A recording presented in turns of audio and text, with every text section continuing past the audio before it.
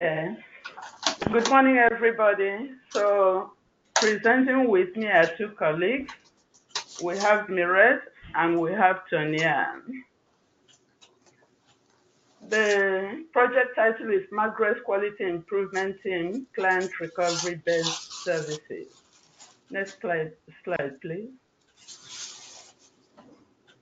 The project setup includes the executive sponsor, process owner, team lead, team members that are drawn from various Margaret's programs, including our community participants and the improvement advisors.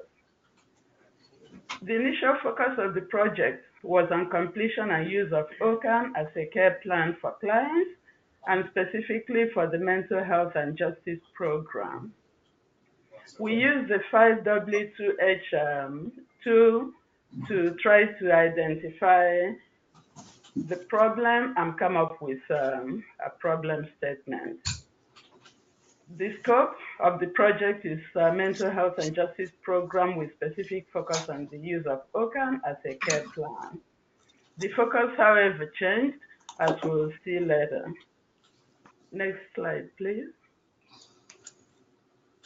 So the executive sponsor is Diane W. Process owner is Anna S. Team lead is Sophie A. Improvement advisors are Alexandra C. and Anna M., the E-QIP team. Then members of the team are Miret H. from Mental Health and Justice, Tonian A. from Community Outreach and Crisis Intervention, Yvonne C. Individualized Senior Support Program, Karima S. Community Participant, Susan R. Community Participant, Christina L. Community Participant, Dawn Grace L. High Support Transitional Housing, and Lucia C. Food Services from the Drop-In and Respite Services. Next slide, please.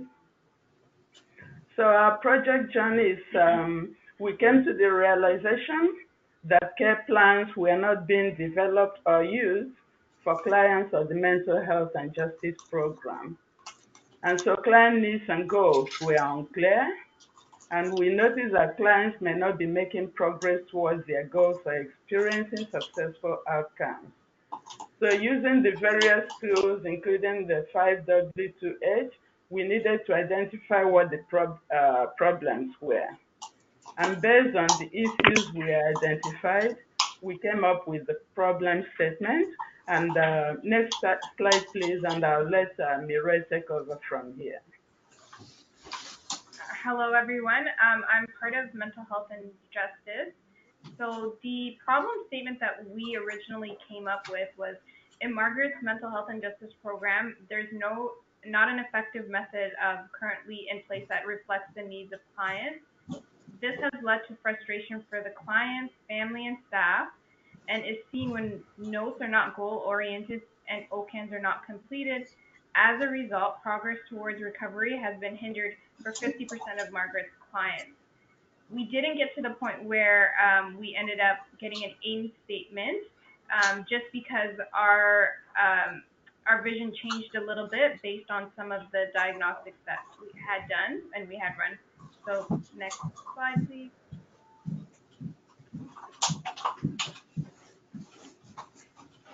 So this is just our first phase of the project charter. As you can see, we didn't have much in terms of information here. We were just kind of learning the tools. So this is just our first draft.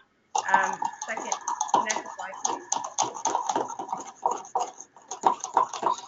Then we go to the diagnostic journey. This is where in the fishbone you can tell that the head of the fishbone is where the problem statement is. So with that, we identified some certain areas that we needed to look at, like the place and the equipment. We had issues with providers, staff, and then procedures and processes, like when is a client a client, what do we do for no-shows, and when do we discharge clients were kind of some areas that we needed to look into a little bit more. Next slide.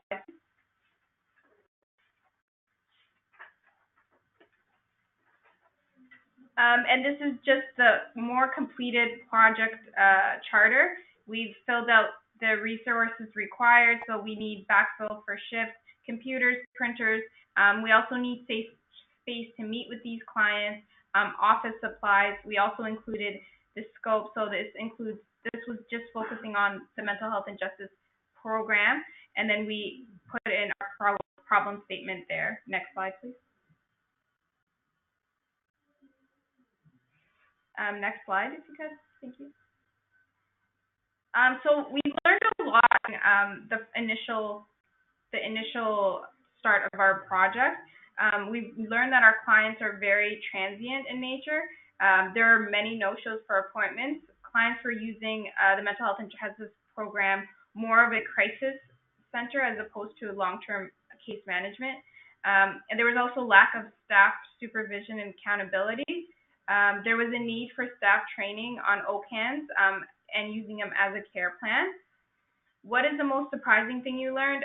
The most surprising thing that our team learned is when we actually went through and did the emotional mapping tool and we surveyed clients with the hope of understanding why they weren't returning to the program or following up with their case managers.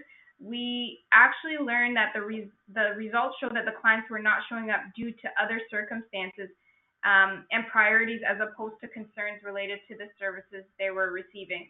So we learned that a lot of our clients had more issues. Some of them would move. So oftentimes addictions would play a large role in them returning back to the services. So given the results and not really having that much data to go forward with the mental health and justice program, we decided to switch shifts and we shifted our problem statement into the drop-in and respite services meal program. And from here, I'll have my coworker, Tony Ann.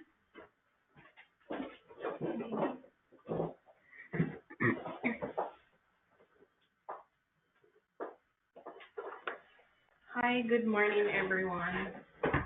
So just to take over from Margaret, so now our new problem statement was Margaret's drop-in slash respite services. The meal program is aimed at providing a balanced nutritional support to our clients who are homeless or marginally housed and who live in poverty. In the monthly surveys administered to clients on the various services provided at the drop-in slash respite services, 40% reported that there was not enough variety of food in the meal program. This led clients to become dissatisfied and frustrated, and for some, this was their only option for nutrition. So our new aim statement was that by June 2019, 80% of the clients will report satisfaction through surveys with the variety of meals in the drop-in slash respite service meal program. So to kind of talk about the two sides of the same coin. So the problem was that there were that 40% were dissatisfied, and now our aim is to move the mark up by 20% by June. Okay, next slide, please. So here we have our fishbone, and on this fishbone, we now have our new problem statement. And some of the issues that we identified were stuff like one, for our clients, there was like a wide variety of need, and that there was a lack of understanding of clients' culture and food preferences. Another issue that we identified was that um, there was a lack of food suppliers, so lack of variety of food suppliers to address the adequate need for the meal program. So that just kind of shows all the issues that we've identified. Next slide, please. So now we have our new project charter, and this is more. This was where we had more information, and now we were settled on what we were gonna, present on. So this is a more completed version to our project charter, where we spoke on the new program. Next slide, please. Some of the root causes that we identified were the lack of necessary skill set, time management ability, and staffing to create variety of meal based on food donations. So we're noticing that we were getting the food donations, but sometimes it was hard to create a variety with what we received. The next root cause was lack of adequate communication between staff regarding the developed menus and purchases. So there was not enough communication, or it wasn't done in a efficient way that everyone were understanding, what was needed. Then the next root cause was lack of client involvement in the meal planning. Next slide, please.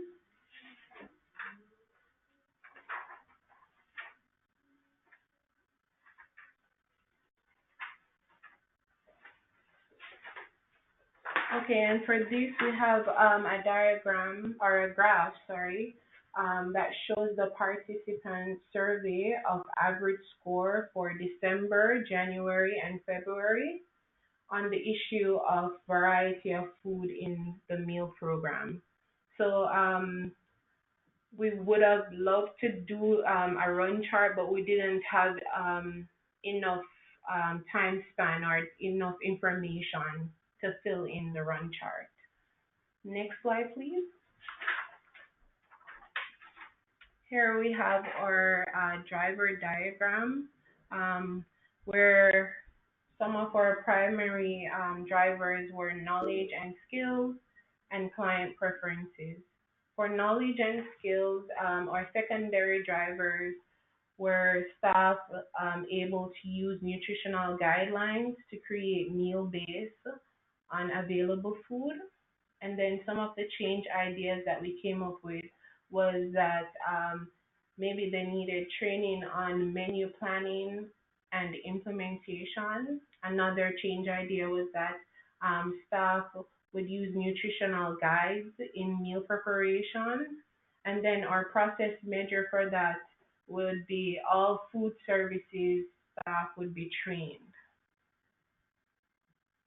And so yeah, we came up with a number of primary drivers and secondary um, drivers, and a few process measures that you know showed where we were heading. Can I have the next slide, please? So now I'll switch over to Sophie, and she will continue. Thank you, Sonia. So some of the change ideas we came up with, Sonia had mentioned on the driver diagram. So to focus on one of them, we decided to focus on the review and modify communication channels. And those who will be involved are the food services and food purchasing personnel.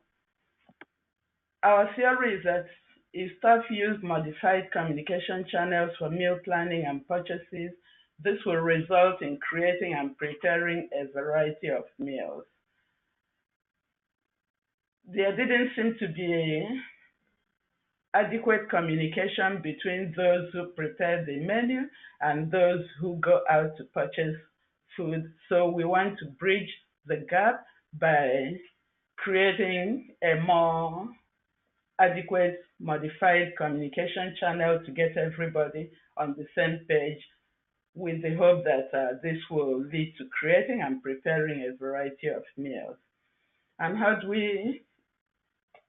will we know when the change has made an improvement? As we go through the journey, we'll continue with our monthly surveys, and we hope that the monthly surveys will show that 80% of participants report on a scale of 1 to 5, a number that is 4 or higher for food variety. And we're hoping that once we start to change ideas and we start to implement, that we'll have less complaints around food variety. Some of the risky assumptions we have, one, the change idea will work. The second one is that the change idea will be sustainable, and then that there will not be an unintended consequence as a result of an increase in variety of foods, such as having an impact on the health status of some clients or impacting the overall budget for the meal program. Next slide, please. Under data collection, our outcome measure is that 80% of consumer respondents will report 4 or higher on a scale of 1 to 5, that the variety of food has been increased. Process measure, we are going to investigate the current communication channels through process mapping, because right now we are unclear at this point where the breakdowns occur between those who prepare the menu and those who do the actual food purchasing. And how will we collect the data? We'll continue to do the monthly surveys and through process mapping. Next slide, please. We don't have any results on the qualitative results and impact. We are unable to speak to this at this point. We've not completed PBS cycle. Next slide, please. The overall challenges. This project was a new process for the group, and there was a learning curve. Obviously, we had to learn a number of steps in terms of quality improvement. We started with one problem statement, then shifted to an entirely different problem statement due to results of data we were not expecting. And then another challenge is scheduling time to meet with everyone's hectic schedule. We come from different programs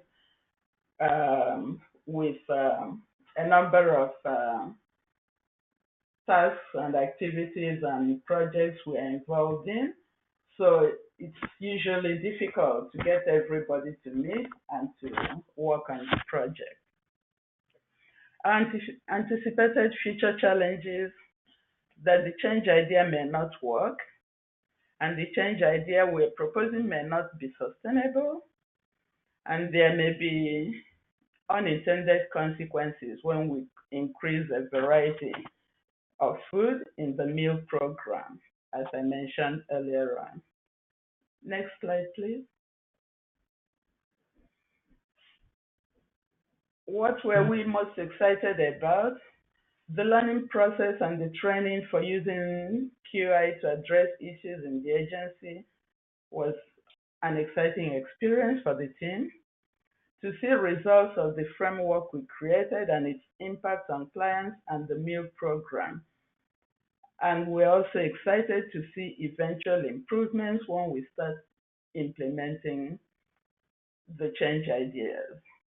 What are the factors that enabled our project to make progress?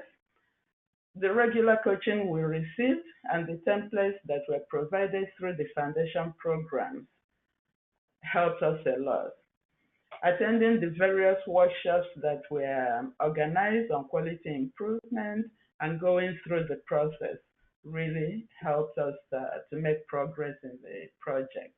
And again, management support, very crucial. Next slide, please. What would you do differently next time?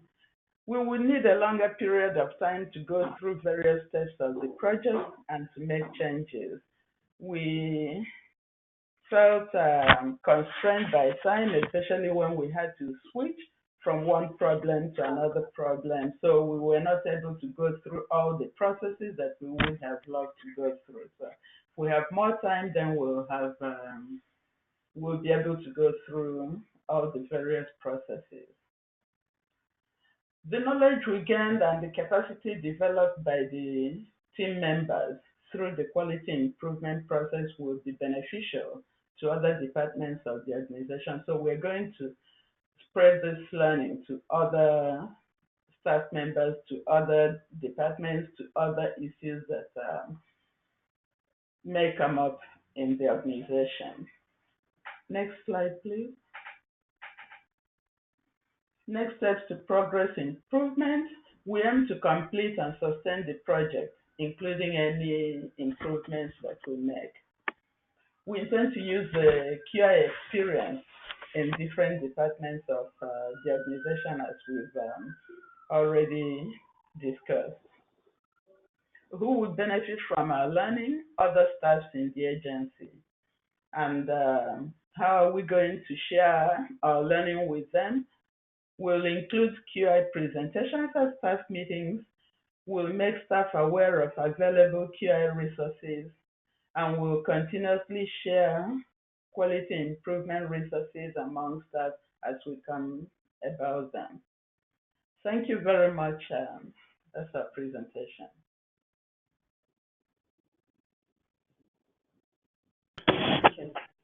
Great. Thanks so much, Margaret's team, for sharing this. We had one comment and question. The comment is, kudos to the Margaret team for having community participants as active QI team members.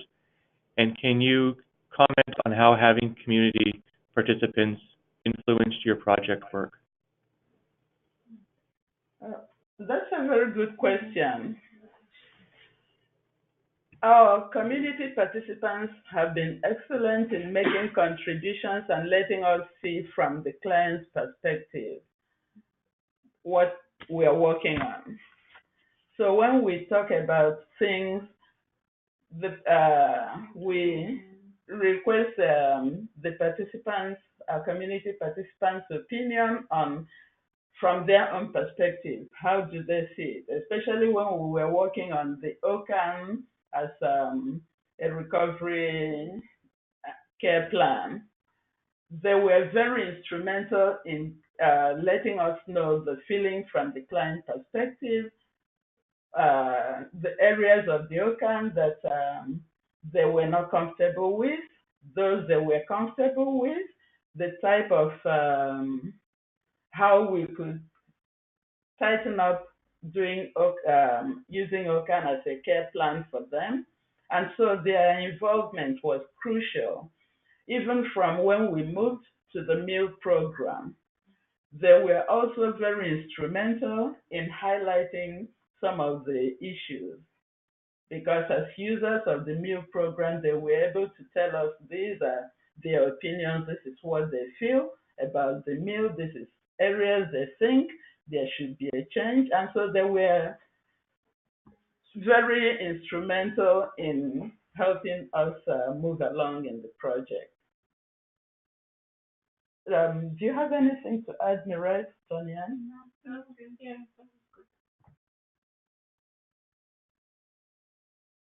Great. Thank you very much once again for your presentation and for all your work on this project. Incredible work.